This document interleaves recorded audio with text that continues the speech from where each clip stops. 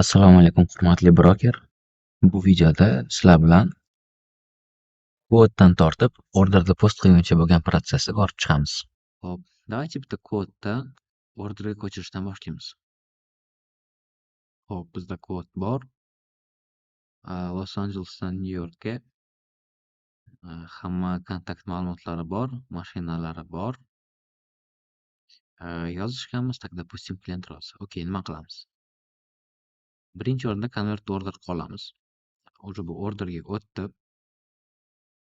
Hop, pick up drop off adresslar default qolaveradi. Bu endi ixtiyoriy. Delivery sanani belgilaymiz обязательно. Undan keyin shipper uchun ma'lumotlar. Hop. Test info for shipper. Bu yoqda esa central dispatch uchun ham alohida yana qo'shimcha note yozib qo'ysanglar bo'ladi. Bizda hali driver ma'lumotlari aniq emas. Shuning uchun bu maydonni skip qilamiz. Agar bironta mashina inoperable bo'ladigan bo'lsa, mana bu checkbox tanlab qo'ysak yetadi. Tak, допустим, tanladik. Carrier pay обязательно shu joyda kiritiladi. Давайте test uchun $1 kiritamiz. Payment metodi cash bo'laversin. Klientni kredit kartasini so'raymiz. Hamma zarur maydonda to'ldirildi. Avval aytganimdek, qizil yulduzcha yoki umuman yulduzcha bo'lgan joylarda to'ldirish majburiy. Shunga diqqatli bo'linglar. Save qilamiz. Xo'p, bizda bitta order yaratildi mana. Yozishmalar bo'lgan, paymentlar hali bo'lmagan. Давайте klientga email yuboramiz. Assign uchun, kontrakt uchun. Parallelni SMS ham ketaversin. Mana SMS ham email ham ketdi. Endi buni hozir men chek qilib olaman. Bu yoqqa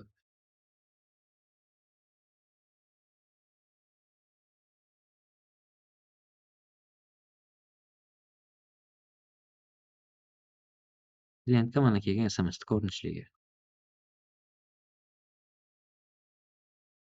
Bu yoqdan hozir tezda to'ldirib yuboraman. Bu joyini tezlashtirib o'tib ketamiz.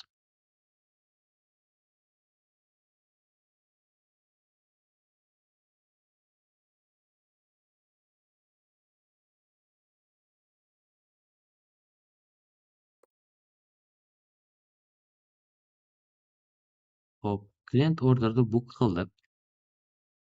Sizlarda mana bu send knopka signed ko'rinishda turadi. Sign bo'ldi mana. Xo'p, okey. Bizda demak karta ma'lumotlari ham bor. Endi nima qilamiz? Post qilib ko'rish kerak. Karlinkda yaxshi tarafi beta knopka bilan ham central dispatchga, ham super dispatchga post qo'rsanglar bo'ladi. Xo'p, men delivery date to'ldirmagan ekanman. Mana shu biron bir ma'lumot qolib ketgan bo'lsa, shu oynada so'raydi. Shuni to'ldirdim. 20-fevralga save and verify qilamiz. Qayta save bo'ldi. Central dispatchga post bo'lib ketdi o'zi. Super dispatchga ham post bo'ldi. Bir vaqtda o'zida.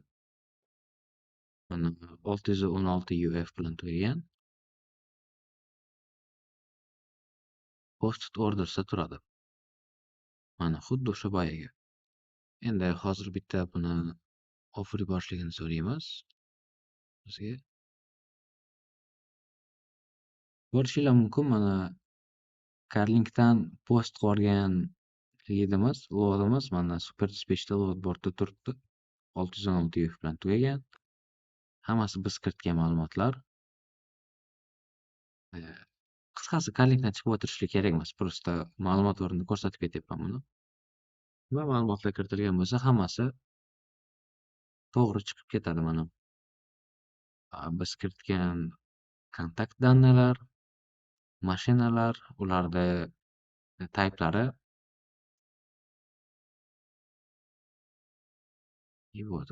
biz yuborgan notlar Hammasi chiqib ketadi. Karlinkka qaytamiz yana. Xo'p, bizda 3.200.616 UF kodli lead post qo'yilgan. Unga Super Dispatch'dan bitta request keldi. Okey, Fast and Fair kompaniyasidan request bo'lgan. Accept qilamiz buni. Unga reviewga ketdi. Bizda Carlinkda esa bu narsa hozir not signed statusida turadi endi. Ba'zi ma'lumotlar kechikadi. Bu Super Dispatch yoki Central Dispatchga aloqador. Bizda mana bu posted not signed ko'rsatib turishligi kerak. Shu vaqtda bitta refresh bosib yuborsanglar, hammasi yaxshi bo'lib ketadi. Hozir men bu yoqdan offerni qabul qilaman. Videoni yana keyin davom ettiramiz.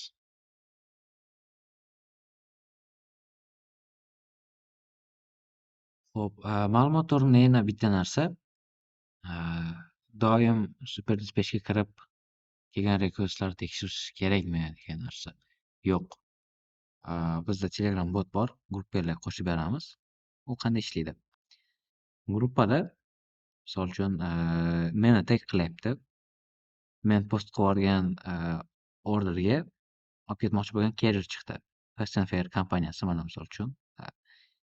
Pickup bu, delivery bu, narxi bunaqa.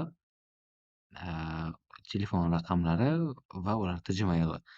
Shunga qarab turib, bog'lanishga mas'ul bo'lgan odam bemalol telefon qilib carrier bilan gaplashib olishadi. Shu vaqt bu jarayonda hali men ularga offer yuborib yubordim. Hozir not signed turibdi. Ular men yuborgan offerni qaytib qabul qilishganda status dispatchga o'zgaradi. Videoni yana biroz pauza qilib turamiz.